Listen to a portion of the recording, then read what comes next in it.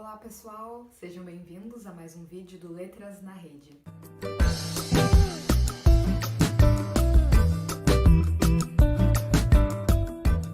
Nesta série de vídeos estamos tratando das leituras obrigatórias do vestibular da URGS de 2021.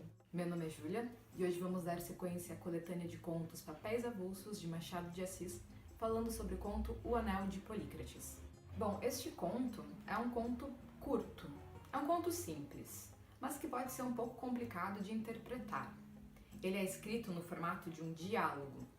Isso significa que nós não temos neste conto a voz do narrador. Lembram do narrador? Aquela voz em terceira ou em primeira pessoa que conta a história, descreve os personagens, o ambiente a partir de sua perspectiva. Ele é muito comum nas obras do Machado, mas ele não está presente neste conto. Um texto em formato de diálogo significa que lemos apenas a fala dos personagens. Um breve parênteses, são apenas 2 contos na coletânea que possuem este formato de diálogo, A Teoria do Medalhão e O Anel de Polícrates. Eles têm em comum um assunto. Vamos falar um pouco mais sobre isso quando formos analisar o conto. Antes, vamos ao seu enredo. Os 2 personagens que dialogam neste conto são intitulados A e Z. A e Z vão conversar sobre Xavier, um amigo que eles descobrem ter em comum. O conto começa assim. A diz, lá vai Xavier. Z responde, conhece o Xavier? E assim se desenvolve a conversa. Logo os amigos vão perceber que a opinião deles a respeito de Xavier é completamente oposta, assim como são opostas as letras A e Z no alfabeto. A lamenta Xavier ter sido um dia um nababo podre de rico, porém muito pródigo. Nababo aqui significa uma pessoa muito rica, alguém da realeza, um príncipe. E pródigo significa um gastador. Por ser muito pródigo, ou seja, por usar de sua fortuna, espalhar sua fortuna sem muita consciência, Xavier acabara ficando pobre. Z estranha essa descrição de Xavier. Xavier, podre de rico? Para ele, para Z, Xavier era um homem simples, um homem modesto, poupado e de pouca fortuna. Para A, Xavier é o mais maravilhoso dos homens. Ele usa imagens da literatura clássica, da literatura bíblica, para descrever o quão maravilhoso é Xavier. Ele diz, por exemplo, que é a Aurora, a deusa do amanhecer, que lhe prepara o café da manhã. Ele diz que as colchas de sua cama eram feitas de nuvens, que ele enrolava seus cigarros com papéis de diamante. Tão rico, tão grandiosamente rico era Xavier. Mas Z discorda, este não é o Xavier que ele conhece. Logo vamos compreender qual é a origem do desentendimento entre os amigos. A explica que ele fala do Xavier interior, do Xavier das ideias. Este é o Xavier rico. O Xavier é rico em ideias, em imagens. Mas Z ainda não está convencido. Como pode Xavier ser esta pessoa tão rica em imagens se ele nunca leu nenhum livro que ele escreveu? Se ele nunca leu nenhum poema, se ele nunca viu nenhuma pintura, nenhum grande feito que comprovasse essa riqueza toda de Xavier? A então explica que toda essa riqueza de Xavier, infelizmente, não se transformava em matéria. Ela não se concretizava, não se transformava em livro, que jorravam de sua boca capítulos inteiros que ele não era capaz de escrever, que ele não dava tempo para maturar e que ele não transformava em produtos. Tampouco todas as suas ideias mirabolantes ele não as levava adiante. Z pergunta se Xavier era louco, mas A discorda. Era um originalão apenas, alguém muito excêntrico e original. Segundo A, as ideias de Xavier frutificavam. Ele as espalhava ao vento e elas iam parar na boca de outros amigos, repetidas por personagens do teatro, por comentários do jornal, mas ele próprio nunca conseguia desenvolvê-las, nunca conseguia vendê-las, nunca conseguia apresentá-las como ideias suas. Elas imediatamente tornavam-se ideias do mundo. Porém, de tanto gastar a sua imaginação, jogando assim ao léu as suas ideias, Xavier acabou por exauri-las, por esgotá-las. Não havia mais ideias na cabeça de Xavier de tanto que ele as gastaram. E agora, diz A, ele é um homem pobre, pobre de ideias, que gasta apenas do lugar comum. A quer contar a Xavier um caos muito característico da vida de Xavier. A história que A conta para Z sobre Xavier é a de que um dia estava Xavier à sua janela, triste e desiludido, quando ele vê passar um tafu a cavalo. Tafu é uma espécie de almofadinha, um playboy, alguém bem ajeitadinho. Andava lá este tafu em cima de um cavalo, quando o cavalo resolve empacar no meio da rua. As pessoas que por ali passavam resolvem observar qual vai ser a reação do cavaleiro, qual vai ser a reação deste rapaz que não consegue fazer andar seu cavalo. Eu vou ler a passagem. De repente, o cavalo corcoveou e o tafu veio quase ao chão. Mas sustentou-se e meteu as esporas do chicote no animal. Este empina-se, ele teima, muita gente parada nas ruas e nas portas. No fim de 10 minutos de luta, o cavalo cedeu e continuou a marcha. Os espectadores não se fartaram de admirar o garbo, a coragem, o sangue frio, a arte do cavaleiro. Então Xavier, consigo, imaginou que talvez o cavaleiro não tivesse ânimo nenhum. Não quis cair diante de tanta gente e isso lhe deu forças de domar o cavalo. E daí lhe veio uma ideia. Comparou a vida a um cavalo chucro ou manhoso e acrescentou sentenciosamente: quem não for cavaleiro, que o pareça. Xavier ficou muito feliz com esta sua ideia, achou-a muito original.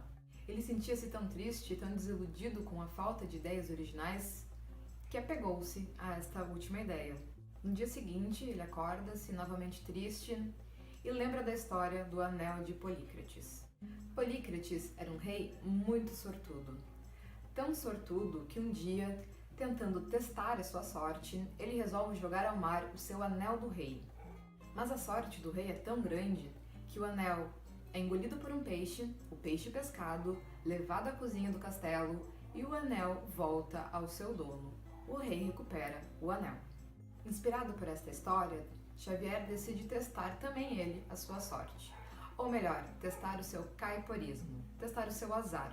Ele sente-se tão desafortunado que decide jogar a sua ideia na boca de um peixe para ver se desta vez ela retorna para ele e ele consegue desenvolver algo a partir dela. Xavier sai à rua, encontra-se com um amigo e depois de lhe contar todas as tristezas de sua vida, lança essa ideia genial. Pois veja, a vida é como um cavalo chucro, quem não for cavaleiro, que o pareça. O amigo ficou emocionado. Xavier se despede, volta para sua casa e espera pelo dia que a ideia retornará. E lembrem-se, tudo isso quem nos conta é A, que ouviu de Xavier e agora conta para Z. Xavier reencontra a sua ideia na boca de várias pessoas, como costuma acontecer com a sua ideia. Ele a escuta em um baile, ele a escuta em uma homenagem, ele a escuta mesmo em um comentário político no jornal. Mas a ideia nunca retorna para ele. Ele nunca consegue agarrá-la e desenvolvê-la. O último encontro de Xavier com sua ideia foi o mais fatal. Ele vai ouvi-la da boca do mesmo amigo para quem ele primeiro contara. Seu amigo, algumas semanas depois, cai muito doente e no seu leito de morte, Xavier vai se despedir. O amigo, então, repete para o próprio Xavier a ideia que ele ouvira dele, mas sequer se lembra. Ele vai se despedir da família, se despedir do mundo com essa imagem. A vida é um cavalo chucro, quem não for cavaleiro, que o pareça, espero ter parecido um bom cavaleiro. Estas são suas palavras de despedida, e Xavier se sente, a partir de então, impossibilitado de continuar a sua ideia. E assim o conto termina. Z vai a negócios, A se despede de Z, fim da história. Parece uma história um pouco sem pé nem cabeça, mas vamos tentar dar algum sentido para ela. Primeiro, é importante notarmos que na sequência deste conto tem uma nota, chamada Nota B, de Machado de Assis, do autor do conto, explicando que este conto é uma homenagem a Arthur de Oliveira, poeta parnasiano. Foi um poeta muito rico em imagens, mas que não produziu muito. Principalmente, sua obra ainda não é muito reconhecida. Machado explica que este conto é uma homenagem cômica, é uma brincadeira que ele faz em despedida a seu amigo parnasiano falecido. O conto não é um retrato de Arthur de Oliveira, mas uma homenagem cômica. Machado se inspira na trajetória de Arthur de Oliveira para tecer algumas críticas muito sutis à sociedade. A ironia deste conto, a crítica que Machado faz, ela é bastante difícil de ser percebida. Mas podemos começar avaliando a ideia de Xavier, esta ideia que motiva toda a história. A vida é como um cavalo chucro e manhoso, quem não for cavaleiro, que o pareça. O que significa esta frase? Que o que importa não é se somos ou não somos bons cavaleiros, mas que pareçamos um bom cavaleiro. Que tudo o que importa, na realidade, é a nossa imagem, é a nossa aparência, é o que parecemos aos outros.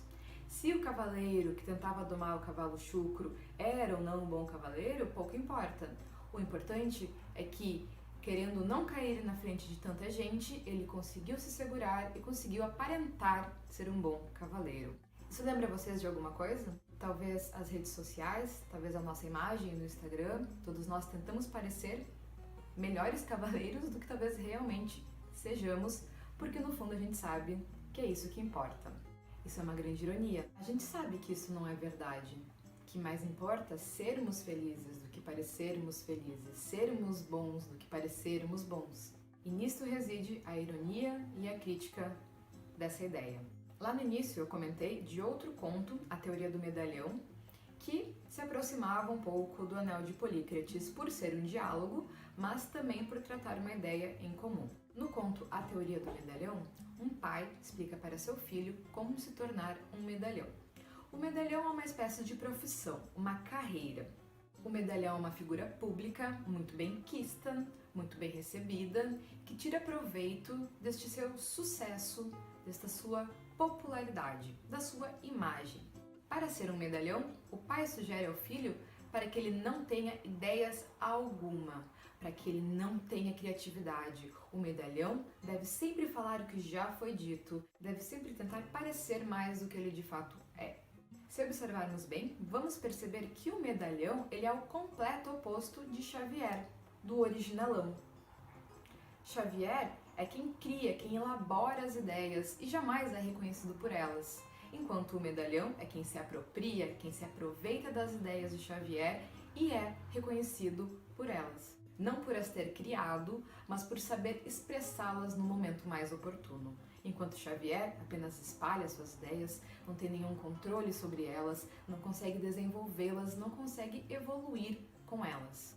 Juntos, estes dois contos traçam uma crítica bastante sutil ao pensamento nacional. Este pensamento que se importa mais com ideias repetidas, com ideias colocadas no momento propício, mas não com ideias originais.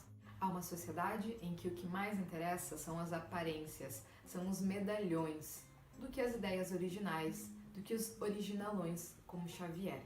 É isso, pessoal. Espero tê-los ajudado a compreender um pouco melhor este conto. Façam a leitura e, se tiverem dúvidas, podem escrever para nós aqui nos comentários do vídeo que vamos voltar para respondê-las. Até a próxima! Não esqueça de conferir os outros vídeos da série e de seguir o Letras na Rede aqui no YouTube e também no Instagram, no Twitter e no Facebook, pelo @Letras na Rede. Deixe nos comentários as suas dúvidas e perguntas sobre esse conto ou sobre a obra do Machado de Assis. Ao final da série sobre papéis avulsos, voltaremos para responder suas perguntas.